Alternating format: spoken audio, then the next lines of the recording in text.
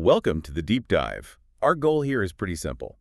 We take the most challenging, dense source material, strip away all the noise, and we hand you the pure operational logic of the argument. And today we are taking on a really foundational text in Western philosophy, A huge one. Plato's Theaetetus. Yes. And look, for the learner who's seeking a really precise understanding of epistemology, the study of knowledge, this text is ground zero. It really is. All right. It features Plato's most sustained exploration of that core question, what is knowledge? Or in the Greek, episteme. Now, for those of you who know the Theaetetus, you know it's full of these wonderful literary moments. You have Socrates acting as the philosophical midwife, these witty characterizations. What's a great piece of writing. It is. But our mission today is, well, it's purely surgical. We're going to be acting as professors of philosophical reconstruction. I like that framing. Yeah, we're just ignoring the dramatic flair to get at the raw logical machinery. Our goal is to give you a shortcut, really, to complete philosophical clarity on the refutations. And to do that, we've organized the analysis into the structure of a really rigorous philosophical inquiry. We're going to deliver the executive thesis and its critical context first. Okay. Then we'll do a meticulous logical reconstruction, putting the main refutations into what we call standard form arguments. Emphasis in conclusion. Exactly. Third, a conceptual glossary of the essential Greek terms, which is crucial. And finally, a deep pedagogical explication of the most confusing passage in the whole dialogue. Oh, the aviary. The famous aviary analogy and why it ultimately fails. The cast is essential, so let's just lay that out. You've got Socrates, the main questioner. Of course. Then there's Theaetetus, who is this brilliant young mathematician whose ideas are being tested. And Theodorus, the older tutor. We're going to be tracking the three definitions of knowledge proposed by Theaetetus. We'll call them D1, D2, and D3. And watching as Socrates just systematically dismantles each one. And you have to remember, the dialogue famously ends in aporia, Right. No conclusion. an acknowledged state of perplexity without a positive conclusion. But, and this is the key thing we'll show you, the failure to find a conclusion is the very point of the dialogue. Okay, let's get into it then. Hashtag Tegilio1, the executive thesis. Let's start by distilling the mission of this entire, very long dialogue into one precise statement. If we combine the findings of all our source material, the single coherent philosophical claim is this. Okay. The Theaetetus demonstrates through the refutation of three popular definitions. Knowledge is perception, knowledge is true judgment, and knowledge is true judgment with an account. That any definition of knowledge grounded solely in sensory experience or unstructured belief is ultimately incoherent. Incoherent. And it cannot withstand rigorous dialectical scrutiny. That sentence is really the summary of hundreds of lines of dialectical intensity. But we need to understand why. Why was Plato so intent on proving this? What's the historical stake here? Exactly. This requires what we're calling the contextual note. You have to understand that Plato was writing into a period of, profound intellectual crisis in 4th century BC Greece. We're talking about the time of the Sophists, right? That's it. They had successfully introduced this radical skepticism and relativism into public discourse. They were essentially destabilizing the traditional concepts of objective truth and morality. Exactly. The philosophical ground was shifting, and it was shifting rapidly. So the contextual note is this.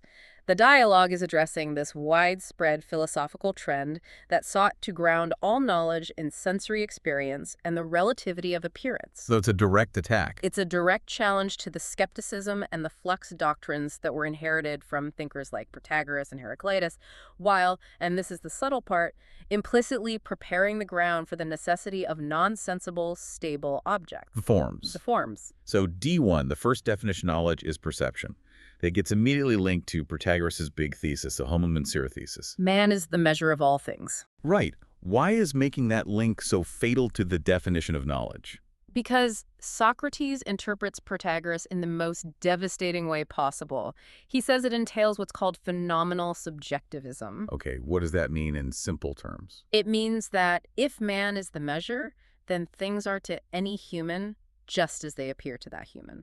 Full stop. So if the wind feels cold to me, it is cold for me. It is cold to you, regardless of how it feels to someone else.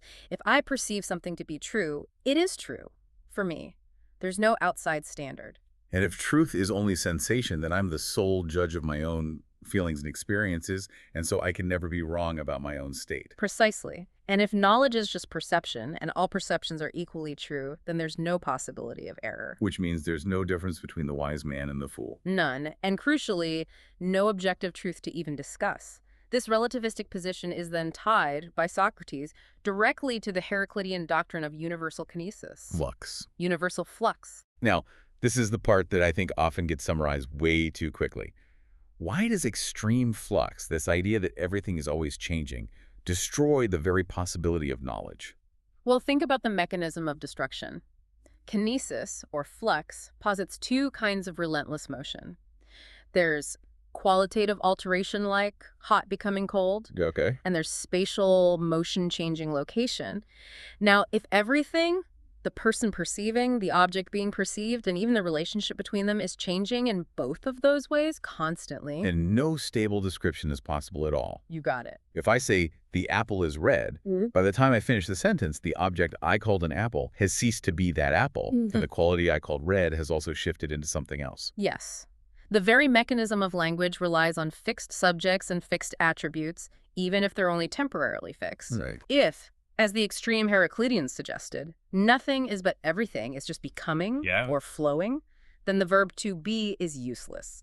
The entire intellectual project of establishing stable truth collapses because the subject of knowledge can't be held still long enough to be defined. So Plato has to destroy D1 to save language and rationality itself. It has to. It's that fundamental. And yet, what is so striking to me, as a historical observer, is that Plato never explicitly offers his solution. He never says, and therefore we need the theory of forms. Stable, nonsensible objects that don't change. Right.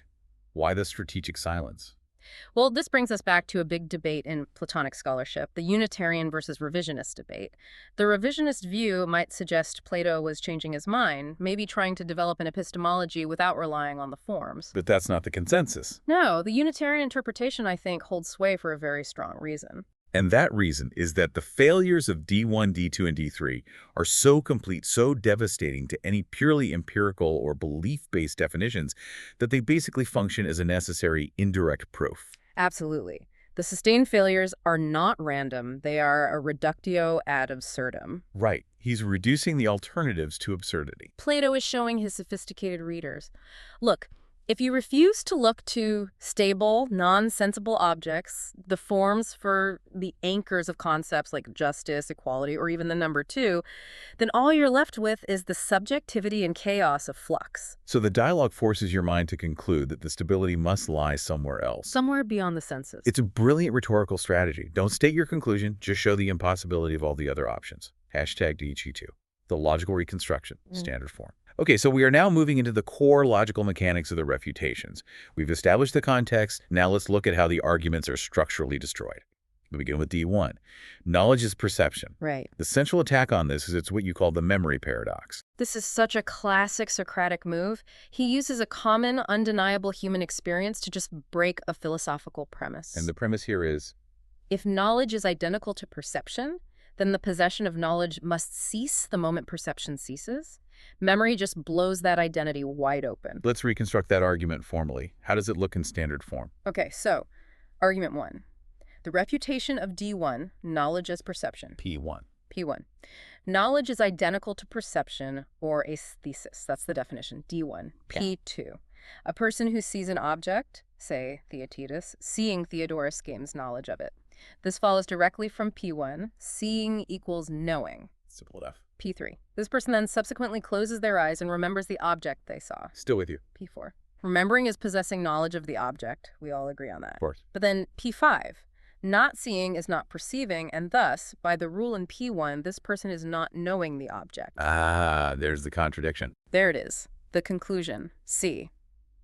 Therefore, a man may remember and thus possess knowledge from P4 of something while simultaneously not seeing and thus not knowing it from P5. You can't know and not know the same thing at the same time. It's impossible. So this definition, P1, is contradictory and must be false. The logic is just airtight. If I see a tree, I know it. If knowing is seeing, then if I stop seeing it by turning away or closing my eyes, I have to stop knowing it. But I clearly remember it, and remembering is a form of knowledge retention. The critical point here is that the refutation focuses on logical equivalence. Plato shows that the extension of these two concepts, knowledge and perception, it's just not the same. Knowledge extends beyond the moment of sensation. But the memory paradox is just the beginning. The second, and I think more philosophically important, refutation of D1 goes to the heart of what the mind actually does. Right. The sources point out that D1 is finally destroyed when Socrates observes that the mind uses these common concepts that are not acquired through any specific sense organ. This is the hinge. Sure. This is what turns the entire dialogue toward nonsensible truth. Socrates points out that concepts like existence, sameness, difference, unity, beauty, The big ones. the big ones, they are used in every judgment we make, but we don't have an organ of existence or an organ of sameness. You don't see sameness. So how does the mind get these necessary concepts? It acquires them by herself, through reasoning or calculation. The Greek is syllogismoi. The mind compares, contrasts, and reflects on the raw sense data, the pathemison. So the aesthesis, the raw sense impressions, gives you hot or hard. Right. But only the mind, the soul, can discern the existence of hotness or the difference between hot and cold. So the positive statement Plato is making, even in this negative aporetic dialogue, is that knowledge resides not in the raw experience, No. but in the reasoning about the experience. The mind has to structure the data. Precisely. And since knowledge involves judgment and reasoning about these common concepts, and reasoning about the common concepts is not perception, then knowledge cannot be identical to perception. And this realization is what forces Theaetetus to propose a more sophisticated definition. D2. Right, the collapse of D1 moves us to D2. Knowledge as true judgment, or true doxa. A definite step up. It is a step up because it acknowledges that true cognition requires a mental act that imposes structure on the data. But even true belief, D2, faces the problem of, well, accidental truth. And for this, Plato introduces one of the most famous counterexamples in all of philosophy. The courtroom scenario. The courtroom scenario. It's designed to demonstrate that true belief can be generated without the necessary basis for true knowledge. Okay, let's put that critique into standard form. How does that one look? Argument 2. The refutation of D2, knowledge as true judgment. P1. P1. If knowledge is identical to true judgment, D2, then anyone who holds a true judgment must possess knowledge of the event or object of that judgment. Makes sense? P2. A skilled orator or lawyer can, through persuasive rhetoric, implant a true belief, a doxa, in the minds of the jurymen about a past event they did not witness, like a crime. All right, they can be convinced of something they didn't see. P3. The jurymen's true belief concerns things which only someone who sees them can know. In other words, they possess the correct belief, but they lack the necessary empirical or authoritative justification. They lack first-hand experience. And the conclusion? C. Since true judgment exists in the jurymen, from P2, without the requisite knowledge, from P3, true judgment is not identical to knowledge, and D2 fails. This is devastating because it introduces the whole idea of justification. Yeah. The jurymen guessed correctly, or they were manipulated into being correct, but they don't know in the robust sense that Plato requires. No, they don't. Their belief lacks stability. This makes D2 true judgment fundamentally unstable. It makes it subject to chance or rhetoric or just temporary persuasion. Yes. If knowledge is just true belief, then the outcome of an acquittal based on a lawyer's clever trickery would have to count as knowledge for the jury. Plato just rejects this. Knowledge has to be based on a permanent, justifiable grasp of truth, not a temporary mental state. And this instability leads us naturally to D3, which is the definition that sounds most like modern epistemology. Justified true belief. Or true judgment plus an account, a logos. Right. But before we tackle D3, we need to anchor the key vocabulary. #tag3, conceptual glossary. We're taking a brief but I think essential detour into the language here. Philosophy requires this surgical precision, and we need to understand exactly what Plato meant when he used these specific Greek terms. Let's start with the context of the dialogue itself. The first term is aporia, Okay. an inconclusive ending or state of utter perplexity resulting from a dialectical inquiry. It's characterized by the failure to find an adequate definition. And Socrates frames the Theaetetus as a success despite its aporia. He does. He says the inconclusive ending means Theaetetus has been purged of false beliefs, so his future theories will be better ones as the result of this inquiry. So the inconclusive ending is actually a form of purification. It is. And the method used for this purification is the famous Socratic technique. Which brings us to number 2, maieutic art. The art of the midwife. Exactly. The philosophical method employed by Socrates likened to the art of a midwife. Socrates claims he is barren, so he isn't inventing ideas himself. He's just helping others in their labor pains to bring forth the ideas, or offspring, latent in their own souls. And distinguishing the false wind eggs from the noble truths. Yes, and it emphasizes that truth is discovered by the seeker, not just passively received from the teacher. Okay, next. The terms that failed in D1. Right. Number 3, aesthesis or perception. This is just immediate sensory awareness, raw experiences like hot, cold, light, or sound. And it's rejected because, as Plato argues, perceptions alone have no semantic structure until the mind reasons about them. And that reasoning process leads to the next term. Number 4, doxa, which is opinion or judgment. It's belief or conviction. This refers to a semantic structure or, a concatenation of sensory impressions that is a candidate for being true or false. It's distinguished from raw aesthesis. This is the structured thought process that D2 and D3 are all about. Yeah. Okay, now for the most important term of the third definition. And this one is notoriously difficult because Socrates tests, 3 distinct meanings of it? He does. Number 5, logos or account. In the context of D3 knowledge is true belief with an account. This refers to the explanation or structure added to true belief meant to serve as justification. And the 3 meanings he tests are? First, just mere speech statement. Second, the enumeration of elements, like listing the components of a complex idea. And third, citing the characteristic mark, the diaphora, which defines what makes a thing unique among its kind. And we established that the entire structure of that first argument was built to defeat 2 specific intellectual enemies of Plato. Yes. So number 6 is homo mensura, or, this is the Protagorean thesis that man is the measure of all things. Right. And Socrates interprets this as entailing phenomenal subjectivism, PS, that things are to any human just as they appear to that human. If this is true, objective knowledge is impossible because, as he says, each is to himself the sole judge. And the second enemy? Number 7. Kinesis, or flux motion. This is the universal principle from Heraclitus, which posits relentless change in both quality and spatial location. And the central philosophical implication is that if everything is changing in every way, language and stable knowledge become impossible. Because there's no fixed what to know. Exactly. That provides the necessary philosophical vocabulary. Okay. Now let's move to, the most difficult mental acrobatics Plato attempts. Yeah. Solving the problem of error. Tag 4, the pedagogical explication. Okay, so D2, true judgment, failed because it couldn't account for accidentally true belief. But to even move on to D3, justified true belief, Socrates first has to solve this lingering problem that the earlier wax block model of memory failed to address. Right. How do we make an error about things we already know? This is the critical crux. The wax block model was okay at explaining errors in perception, confusing the image of one man for the image of another man that's stamped in the wax. But what about mathematical errors? How can someone who knows internally both the number 11 and the number 12 still calculate that 7 plus 5 equals 11?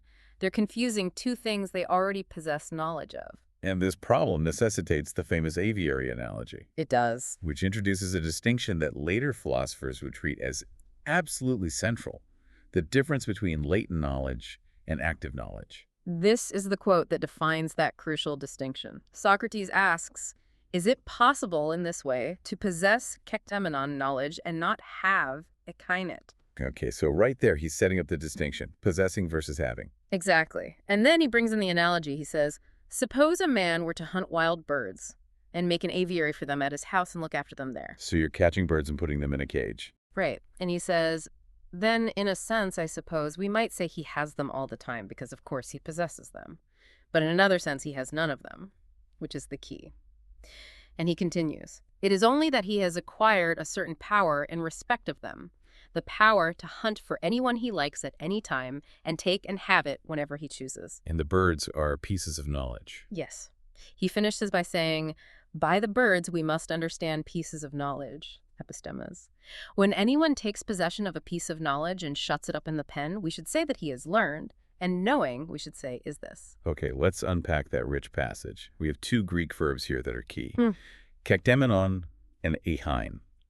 Possessing versus actively having or using. In plain English, the analogy is mapping the human mind onto an aviary, a bird cage. The mind, when you learn something, hunts for birds' pieces of knowledge and puts them into the cage. Okay. So possessing knowledge, kektemenon, means the bird is in the cage. It's latent knowledge stored in memory, like knowing the multiplication table but not currently using it. And having or using knowledge, Eishein, is the act of reaching into the cage, catching the specific bird you need, and holding it in your hand for immediate use. This is active knowledge. So to solve 7 plus 5 equals 12, your mind has to reach into the aviary and catch the 7 bird, the 5 bird, and the 12 bird to synthesize the judgment. And the arithmetical error 7 plus 5 equals 11 occurs because the mind intended to catch the 12 bird, but mistakenly caught the 11 bird instead. Exactly. I see the immediate appeal of this. It explains how error is possible even when knowledge is present, which is something the wax block model couldn't do for abstract concepts. Right. It means the error lies in the retrieval or selection process, not in the initial learning or storage. Yes, it's an enormous conceptual leap for the 4th century BC. And to provide a modern hook for you, the learner, think of the analogy in terms of computer memory. Okay, so the aviary itself is like my computer's hard drive or my cloud storage. I possess all those files, that knowledge, stored digitally. Right. And catching a bird is like fetching that file and loading it into RAM or activating an application. You have it or use it for active computation. The error, 7 plus 5 equals 11, is like intending to retrieve the 12 file, but you accidentally call up the 11 file. But this ingenious model fails. Why does Socrates reject the aviary? This is what leads to the dialogue's famous aporia regarding false belief. It fails because of the infinite regress problem, which reveals that the analogy is descriptive of storage, but it's not explanatory of error. Okay. The model explains false judgment as the interchange of pieces of knowledge. So if I confuse the 12 bird and the 11 bird, I'm just confusing two pieces of knowledge. Right. But here's the killer question. If you know what 11 is and you know what 12 is, how do you mistake one for the other in the active selection process? To properly distinguish and catch the 12 bird instead of the 11 bird, you would seem to need a third piece of knowledge, a distinguishing bird, which tells you which one is which. Oh, I see where this is going. But if I needed that distinguishing bird to select correctly, what's to prevent me from confusing the distinguishing bird with an incorrect distinguishing bird? Precisely. You would need a fourth piece of knowledge to guide the selection of the third, and a fifth to guide the fourth, and so on, infinitely. The original problem, the confusion between two things you already know, is merely reintroduced into the mechanism of the aviary itself. Storage metaphors can't explain intentional error. They can't. That is beautifully destructive. Yeah. The model only describes that the error happened, not how an intentional mind, seeking truth, could commit the error in the first place, assuming all the component knowledge is already present. And this failure forces Theaetetus to abandon the structure of D2 and attempt to justify a true belief. Which leads us to D3. The problem of the aviary's failure, it pushes the conversation to D3. Knowledge is true judgment with an account, a logos. Right. This is the definition that's trying to supply the missing justification and stability that was lacking in D2. And Socrates tests three possible meanings of logos. The first, logos as just mere speech or a statement, is dismissed immediately. It's trivial. Of course. The second, logos as the enumeration of elements, like listing the letters in a syllable, for example, is also rejected, often through the chariot analogy. What's the problem with enumeration? The problem is that if a complex thing, like the syllable, is knowable, but its primary elements, the letters, are unknowable because they can't be broken down further or justified by an account. Then the complex is constructed of unknowable parts. Exactly. And if the parts are unknowable, how can the whole be known? The knowability of the complex seems to require the knowability of the elements, and that leads to either a regress or a contradiction. Which leaves the final and most philosophically potent attempt. Logos is citing the characteristic mark, the diaphora. Yes. This is the definition of knowledge as justified true belief. You not only have the right opinion, but you can state what makes that object unique from everything else. And this definition sounds really robust, but Socrates demonstrates that it is inescapably circular and tautological. It is perhaps the most significant critique Plato offers against what we would now call justified true belief or JTB theory. Let's reconstruct this final, crucial argument in standard form. We're focusing on the failure of logos as diaphora. Okay. Argument 3. Refutation of D3. Knowledge as true judgment with diaphora. P1. P1. Knowledge, episteme, is true judgment, doxa, combined with an account, logos, where logos means defining the characteristic difference, the diaphora. Okay. P2. If I have a true judgment about X, say, this is Theaetetus, the true judgment must already include the diaphora necessary to distinguish X from everything else. To distinguish Theaetetus from all other men. Right, P3. If the true judgment in P2 already contains the distinguishing difference, then adding the logos from P1 means merely adding a true belief about the difference to the existing true judgment that already includes the difference. I see the circle. There it is. The conclusion, C. Therefore, the resulting definition is circular. It requires knowledge of the difference in the definition of knowledge. Defining knowledge as true judgment plus diaphora is equivalent to saying knowledge is true judgment plus knowledge. Which is an empty definition. It's a total failure. It proves that adding an account based on difference does not turn true judgment into knowledge. The circularity is just brutal.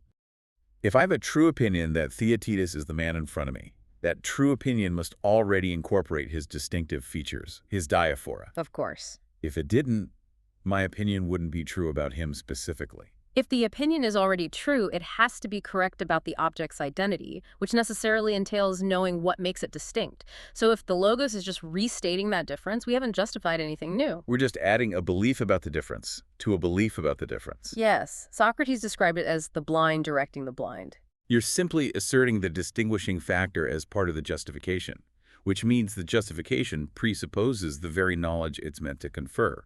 It's an empty explanation, a tautology. And with the failure of D3, the sustained tripartite attempt to define knowledge based on sensation, belief, or even justified belief collapses entirely. The dialogue ends, and the reader is left in aporia. Forced to conclude that knowledge must be something else entirely. Something stable, non-subjective, and non-circular. Hashtag tag outro. So, we have completed the journey. We've watched the three potential definitions of knowledge sensation for D1, true opinion for D2, and justified true opinion for D3 collapse under the weight of Socrates' relentless questioning. And the systematic dismantling has a singular purpose. By demonstrating that knowledge cannot be reduced to subjective, flux-driven perception, nor to belief, even when justified, Plato shows that true knowledge requires a stable, non-relative foundation. A foundation capable of supporting these necessary concepts like being, difference, and truth. And while the dialogue ends with no positive definition, its shadow is cast across the entire history of philosophy. The sources confirm its monumental influence. And I think it's not enough to just list the names. We need to see the conceptual link. Well, take the refutation of D1, which shows that perception is inadequate because the mind has to contribute objective structure. This argument directly precedes and informs the entire development of rationalism. How so? When Descartes, centuries later, attempts to find certain knowledge in his meditations, he uses a similar blurring of lines. The distinction between a sane perception and a mad perception is impossible to make if perception alone is the criterion for truth. D1 really set the stage for the necessity of internal rational certainty. And what about the connection to more modern skeptical challenges? The link to Protagorean relativism, the homo mensura, is picked up by modern philosophers like W.V.O. Quine. He examines how our conceptual schemes are fundamentally tied to our cultural and linguistic frameworks, which echoes the instability Plato warned about. Likewise, Thomas Kuhn's study of paradigm shifts in science resonates with the Heraclitean idea of flux. The standards of truth themselves change, making absolute knowledge difficult, if not impossible. And I think the most important link for modern epistemology is D3's failure. The critique of justified true belief, JTB, in the Theaetetus is effectively the first recorded Gettier problem. Long before Gettier. Right, named after Edmund Gettier, who wrote his famous 1963 paper showing that JTB is insufficient for knowledge. Plato showed that justification by logos can be circular or arbitrary long before the 20th century. Plato's insight was simply that you cannot turn a true belief into knowledge merely by adding another layer of belief, which is the logos. If knowledge requires stability and necessity, then mere justification based on contingent observations or, tautological definitions will always fail. Socrates' ultimate promise to Theaetetus was pedagogical. He said the inconclusive ending means Theaetetus has been purged of false beliefs, so his future theories will be better ones as a result of this inquiry. It brings us full circle to the power of the maieutic art.